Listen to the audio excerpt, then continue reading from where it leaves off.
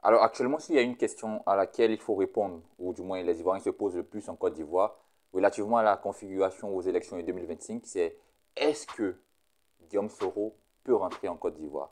Et s'il rentre, qu'est-ce qui va se passer? Du moins, pourquoi est-ce qu'on ne le laisse pas rentrer et pourquoi est-ce qu'il ne peut pas ou ne doit pas rentrer en Côte d'Ivoire? Alors, relativement à cette question, j'apporterai les éléments clairs qui démontreront explicitement la raison pour laquelle il ne pourra pas rentrer ou il ne devra pas rentrer, si ce n'est avec l'accord, l'autorisation préalable du chef d'État de la Côte d'Ivoire, en l'occurrence le président de la République, son Excellence Alassane Draman Ouattara. Alors, dans cette vidéo, on verra clairement la raison qui a causé la rupture totale entre M. Guillaume Soro et M. Alassane Ouattara. Alors, pour mieux comprendre et être aux informations durant un long terme, je vous conseille de prendre une feuille et un stylo. C'est parti.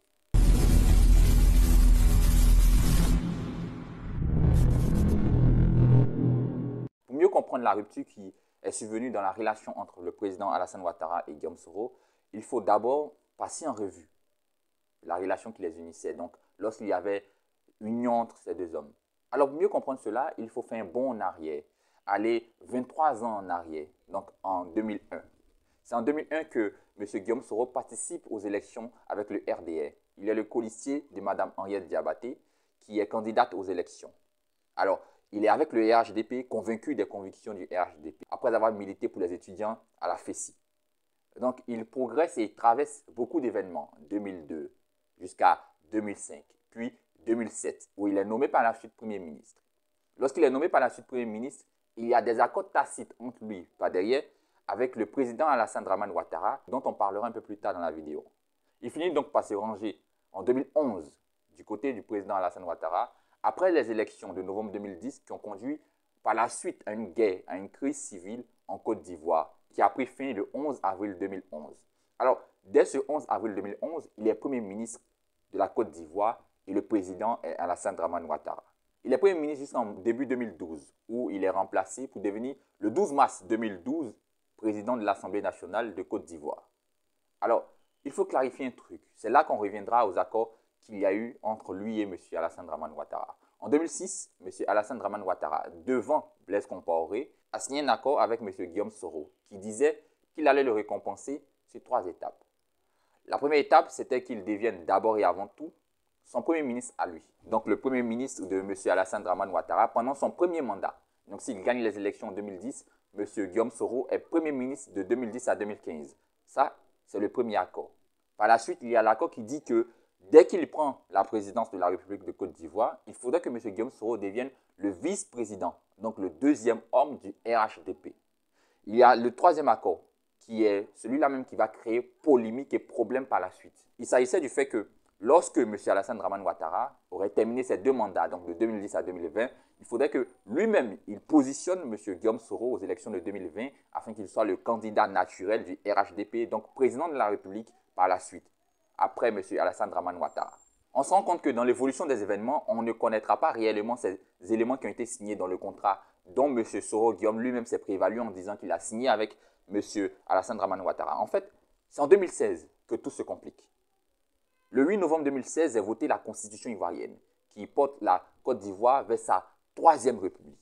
Alors, lorsque la Côte d'Ivoire accède à la 3e république, il y a de nouvelles réformes au sein de la constitution ivoirienne qui font de M. Guillaume Soro président de l'Assemblée nationale, qui est censé être le 2e homme fort du pays, dont le successeur constitutionnel du président de la République en cas de vacance du pouvoir, qui est dépassé par la suite par la vice-présidence qui est créée par la constitution du 8 novembre 2016 et qui permet à ce que M. Guillaume Soro ne soit plus le second, mais qu'il devienne le 3e, derrière ce vice-président.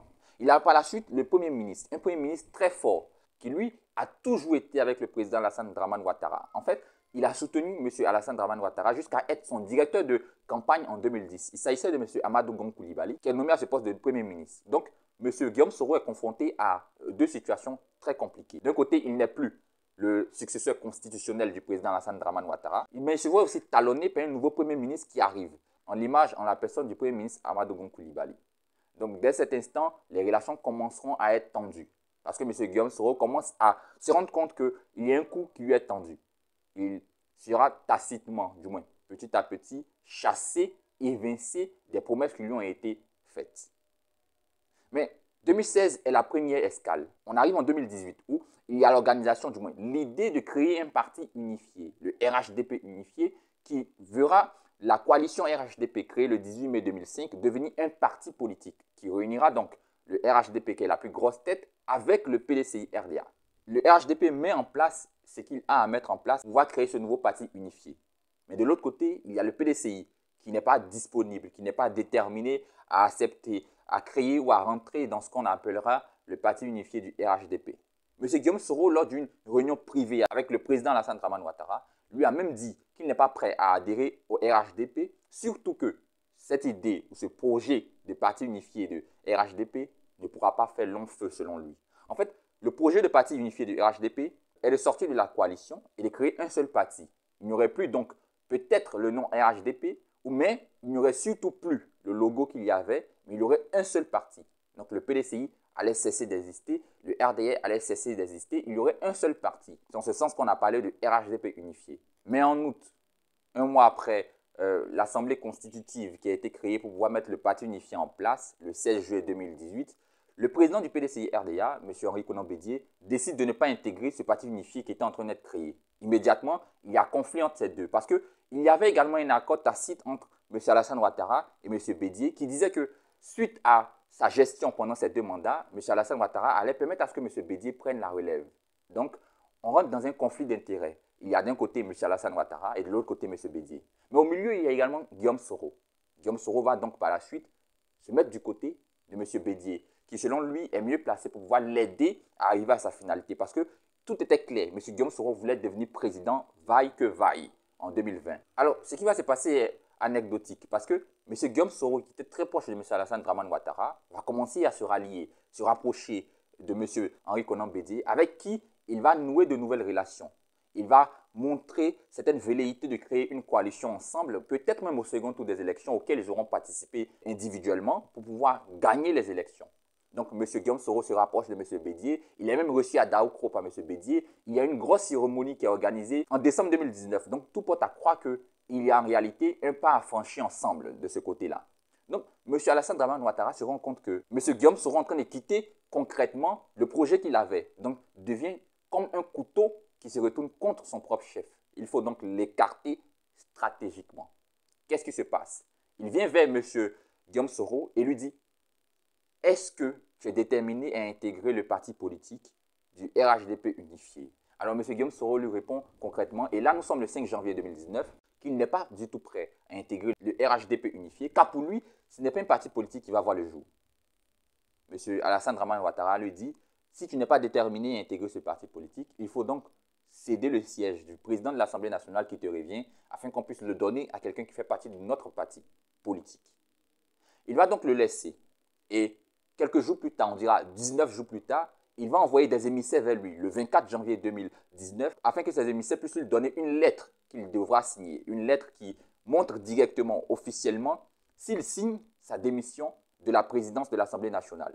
Donc, M. Guillaume Soro va les chasser et dit qu'il a déjà démissionné oralement avec le président de la République, qu'il n'est plus en position de signer quoi que ce soit pour démissionner. Il va par la suite adresser un courrier au président de la République, lui disant qu'il est prêt à avoir une réunion avec lui.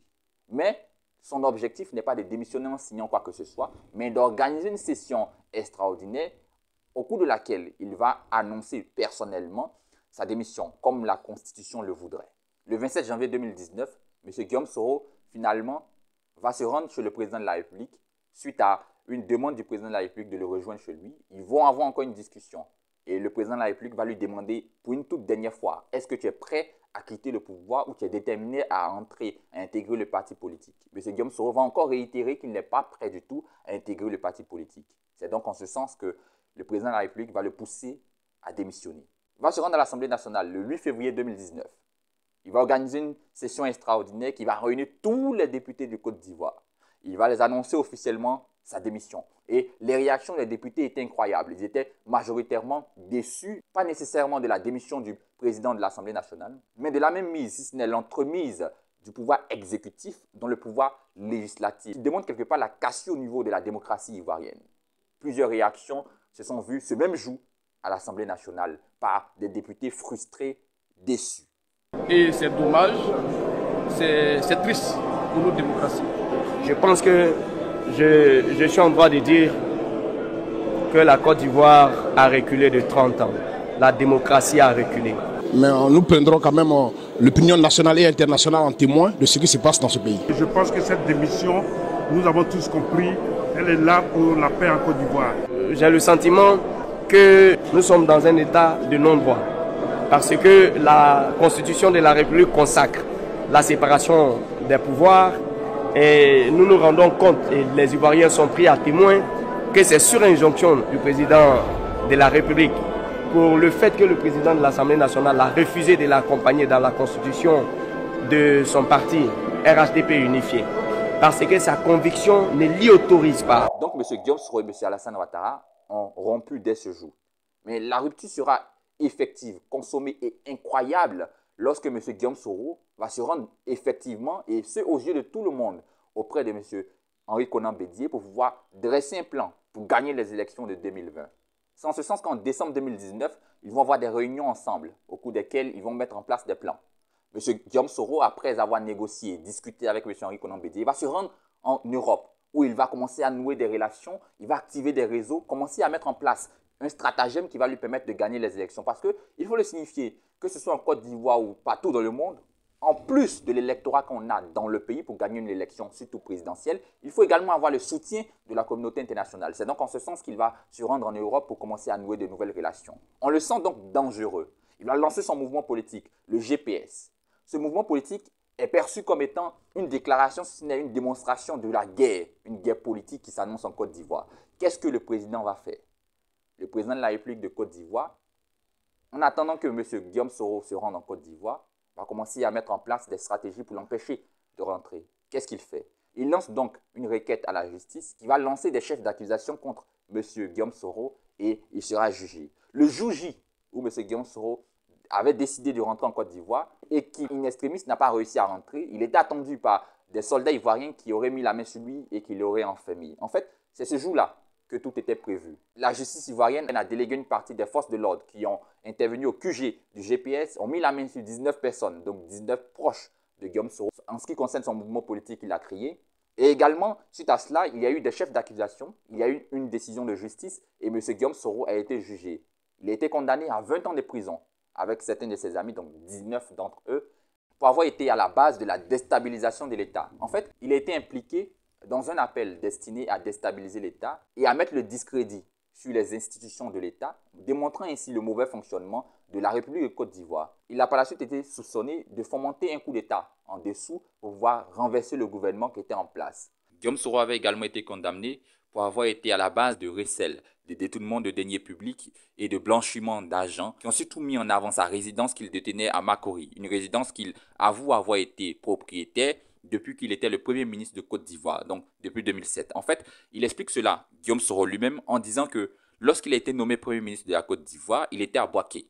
Sa résidence s'y trouvait. Il s'est donc rendu par la suite à Abidjan, mais il logeait à l'hôtel du Golfe. Et le président de la République d'antan, M. Laurent Gbagbo, a souhaité qu'il déménage de l'hôtel, car ce n'était pas confortable et encore moins beau pour un premier ministre d'un pays comme la Côte d'Ivoire de résider dans un hôtel. Il a donc mis en avant un programme pour qu'il puisse avoir une résidence.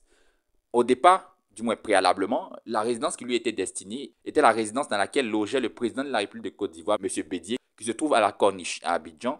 Mais pour pouvoir retoucher cette maison et lui donner du charisme, la dépense était évaluée à 7 milliards de francs CFA. Donc une autre solution a été trouvée et proposée par le ministre de l'économie et des finances et le ministre de la construction par la suite, qui ont trouvé finalement une maison à Makori pour lui avec la somme de 1 milliard de francs CFA. C'est donc en ce sens qu'il est rentré dans cette maison. Mais il avait par la suite un contrat qui signifiait que lorsqu'il allait loger dans cette maison lui reviendrait de droit par la suite.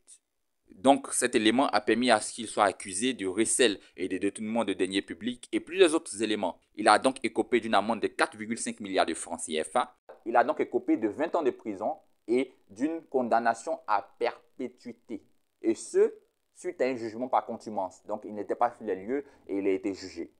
C'est donc dès cet instant que M. Guillaume Soro est quelque part incapable, condamné à ne plus jamais remettre les pieds sur les terres de la Côte d'Ivoire. Il a par la suite sorti certaines démonstrations médiatiques où il montrait son ras-le-bol, où il montrait sa déception, où il démontrait qu'il y avait un mauvais fond au niveau du président de la République, qu'il a toujours soutenu, qui a toujours été avec lui et qu'il a pointé le couteau dans le dos par la suite. Et là, aujourd'hui, la question que tout le monde se pose, c'est est-ce qu'il peut rentrer en Côte d'Ivoire? Alors, suite à tout cela, on comprend l'origine de la raison pour laquelle il ne peut pas rentrer en Côte d'Ivoire, mais la question, la véritable question qu'elle est de savoir est-ce qu'il peut rentrer en Côte d'Ivoire? Alors, il faut comprendre que tout dépend d'une seule chose, du président de la République de Côte d'Ivoire, qui est le seul à pouvoir le gracier et à pouvoir mettre un terme à tout ce qui pourrait entraver à son avènement en Côte d'Ivoire, d'un point de vue juridique.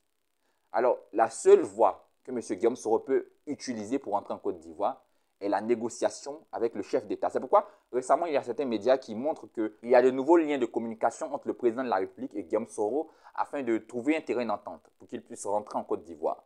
Il y a certains de ses amis, tels que M. Charles Blé Goudé, qui le soutiennent et qui démontrent également qu'ils sont déterminés à ce qu'ils viennent pour que la cohésion, la réconciliation soit effective en Côte d'Ivoire. Alors, vous qui êtes assis là, qui regardez cette vidéo, qu'est-ce que vous pensez de la configuration actuelle de la société, du moins de la politique ivoirienne? Est-ce que vous croyez que M. Soro Guillaume peut rentrer en Côte d'Ivoire? Est-ce qu'il faudrait qu'il rentre? Et qu'est-ce que vous pensez profondément de cette situation face à laquelle la Côte d'Ivoire est? Est-ce que vous croyez en ces rumeurs qui disent qu'il peut rentrer, mais avec un coup d'État? Qu'est-ce que vous pensez donc de cette situation? La question vous est posée et vous êtes libre de répondre en commentaire. Merci d'avoir suivi la vidéo jusqu'à la fin.